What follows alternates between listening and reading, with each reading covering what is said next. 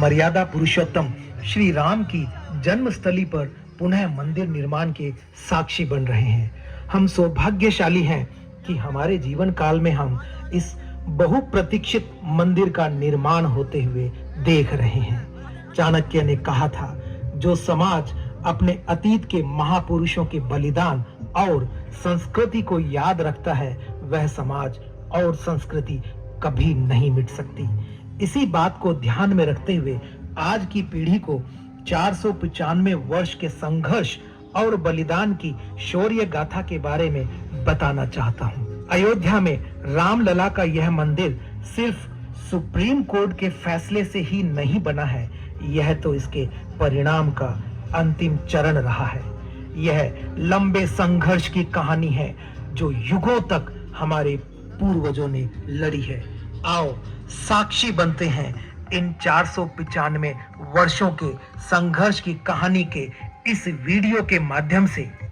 बाबर ने 1528 में अपने सेनापति मीर बाकी को अयोध्या के भव्य राम मंदिर को तोड़ने का आदेश दिया। इतिहासकार कानिंघम के अनुसार श्री राम मंदिर को बचाने के लिए हिंदुओं ने जान की बाजी लगा दी। 1,74,000 हिंदू वीरों के बलिदान के बाद ही मुगल मंदिर को हानि पहुंचा सके थे। मंदिर इतना मजबूत बना हुआ था कि तोड़ने के लिए तोप के गोलों का इस्तेमाल करना पड़ा। मंदिर को नष्ट करने के बाद जलाल शाह ने हिंदुओं की खून का गारा बनाकर लखोरी ईंटों से बाबरी मस्जिद का निर्माण कराया था।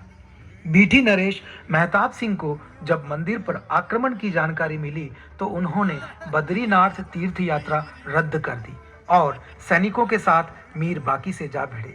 17 दिनों तक चली भीषण जंग में दोनों ओर के असंख्य सैनिक मारे गए। अंत में मेहताब सिंह समेत राम भक्त वृद्ध केहरी भी वीर गति को प्राप्त हुए। हंसवर रियासत के राजा रणविजय सिंह के कुल पुरोहित देवदीन पांडे ने 70,000 योद्धाओं के साथ बाबर की सेना से श्री राम जन्मभूमि के लिए संघर्ष किया। युद्ध में बुरी तरह से घायल हो जाने के बावजूद अनेक मुगल सैनिकों को मौत के घाट उतारा और अंत में वीर गति को प्राप्त हुए। हंसवर रियासत के राजा रणविजय सिंह को अपने पुरोहित देवदीन पांडे के मृत्यु का समाचार मिला तो उन्होंने अपनी महारानी जय कुंवरी को सत्ता सौंप दी और खुद 25,000 सैनिकों को लेकर श्री राम जन्मभूमि मुक्त कराने के लिए निकल पड़े और अंत में वीर गति को प्राप्त हुए। राजा रणविजय सिंह के बलिदान के बाद महारानी जय कुंवरी ने आनंद संप्रदाय के महंत स्वामी महेश्वरानंद के साथ मिलकर श्री राम जन्मभूमि का संघर्ष जारी रखा। स्वामी महेश्वरानंद के नेतृत्व में मठों, मंदिरों और अखाड़ों के असंख्य नागा संप्रदाय, गोरक्षपंथी, दिगंबर, निर्मोही, निर्मले और निर्वाणी साधुओं ने भी शस्त्र उठा लिए। इन्होंने शत्रुओं पर छापामार युद्ध नीति अपनाई। मीर बाकी इतना डर गया कि ताशकंद भाग गया। हुमायूं के काल में भी महारानी जय कुंवरी और स्वामी महेश्वरानंद लगातार संघर्ष करते रहे। इन्हें 10वें युद्ध में सफलता मिली और श्री राम जन्मभूमि 2-3 सालों तक मुगलों से मुक्त रही। बाद में दोनों योद्धा मुगलों की विशाल सेना से लड़ते हुए वीर गति को प्राप्त हुए। अकबर के समय कोयम्बतूर से आए रामानुज संप्रदाय के स्वामी बलराम आचार्य ने श्री राम जन्मभूमि को मुक्त कराने के लिए 20 युद्ध लड़े। बाद में बीरबल और टोडरमल की सलाह पर अकबर ने वहां एक छोटा मंदिर बनाने की अनुमति दे दी। शाहजहां के काल तक उस मंदिर में निर्विघ्न पूजा होती रही। 90 वर्ष निर्विघ्न पूजा होने के बाद औरंगजेब ने अपने सिपह सालार जाबाज खान को सेना समेत मंदिर नष्ट करने भेजा। अयोध्या के अहल्या घाट पर परशुराम मठ था। वहां बाबा वैष्णव दास रहते थे। उनके साथ चिमटाधारी साधुओं की एक विशाल शिष्य मंडली थी।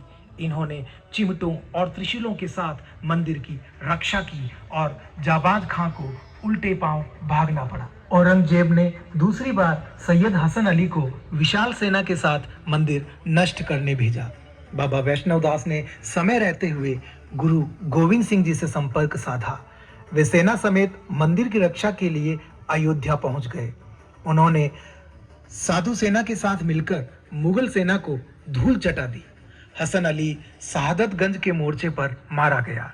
1664 में औरंगजेब ने फिर एक विशाल सेना मंदिर तोड़ने के लिए भेजी, लेकिन तब तक गुरु गोविंद सिंह भी लौट चुके थे। मुगल सेना ने चबूतरे पर बने लघु मंदिर को तोड़कर गड्ढा बना दिया, लेकिन श्रद्धालु वहीं आकर पूजा करते रहे। अमेठी के राजा गुरुदत्त सिंह और पीपरा के राजकुमार सिंह ने नवाब सादत अली से श्री राम मंदिर के लिए संघर्ष जारी रखा। हिंदुओं के लगातार हमलों से तंग आकर नवाब ने पूजा और नमाज दोनों की अनुमति दे दी। 22-23 दिसंबर को पूस की रात को अयोध्या में सरयू के पानी में सर्द हवाएं सिहरन पैदा कर रही थी।